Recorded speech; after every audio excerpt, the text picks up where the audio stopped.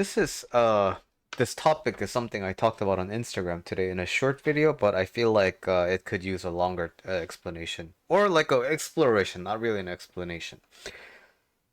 Something that I don't see a lot after a certain point of aging is people begrudgingly saying hi to me.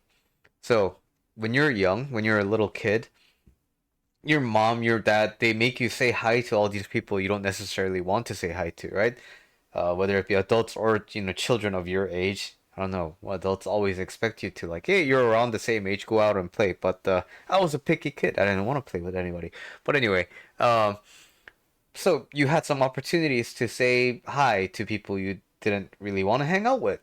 But when you grow old, you don't really have to, right? So if you want to talk to somebody, then you go up and you say like, you're interested. You're not in a begrudging situation.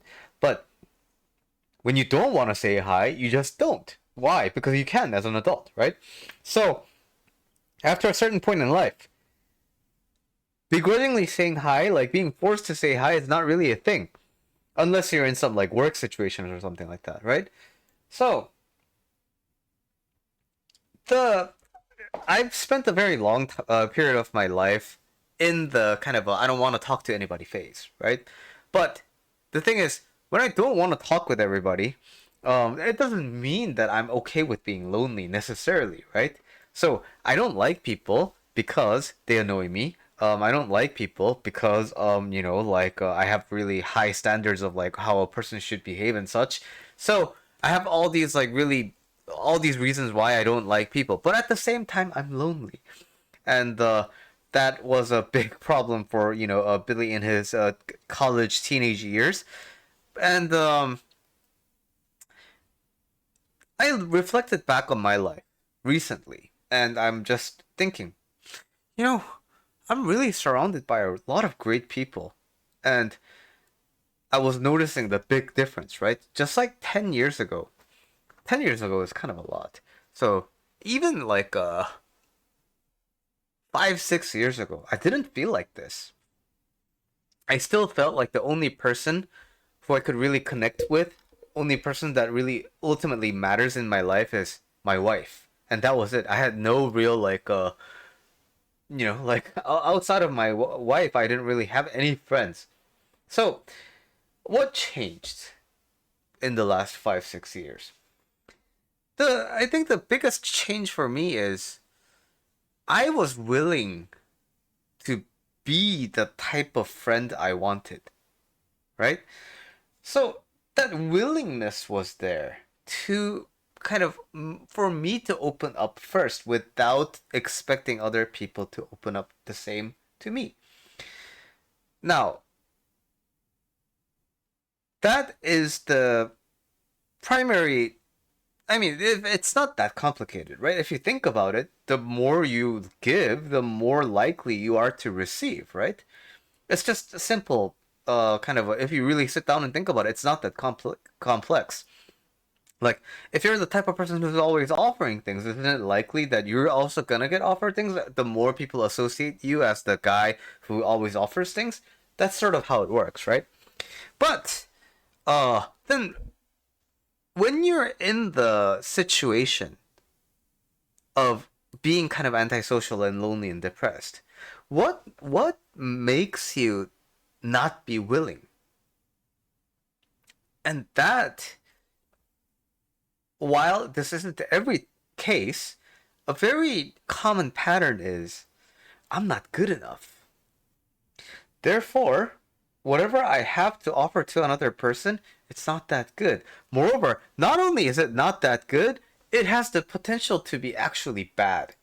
You know, it can turn out to be a net negative for the other person when I offer myself. So, that is a compelling argument around why I shouldn't offer myself to other people, right? Why I don't open up to other people, why I don't say hi to other people, why I don't, strike up a conversation with other people. Why? Because I'm boring, right? Of course, on the flip side, you have the situations like, well, I don't want to talk about, I don't want to make small talk. It's all fake shit, right? But if I'm strictly limiting myself to, I'm not that good here, The thing is, you're definitely going to be appreciated by someone. But it unfortunately we can't guarantee that it's going to be the person you want giving you the attention that you want, right? So you like one person and you offer yourself, you're nice to them, but they don't have an obligation to like you back, right?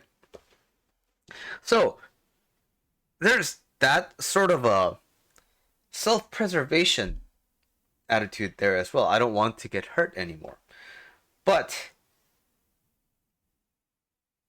if you the more you offer yourself, the more you are going to, probabilistically speaking, right, encounter people who will give you that kind of appreciation back, and they will appreciate your presence. But of course, when you're in that mental state of I'm not good enough, also when you're in that mental state of people suck, the thing is, I can offer 10 more of these insights. I can offer 10 more actionable things you can do. But the answer is always going to be the same. That's too blah blah blah, so I'm not going to do it. We have to understand when we look, when we take a step back, when we zoom out, and when we generalize a little bit, it's that unwillingness that's the problem, right?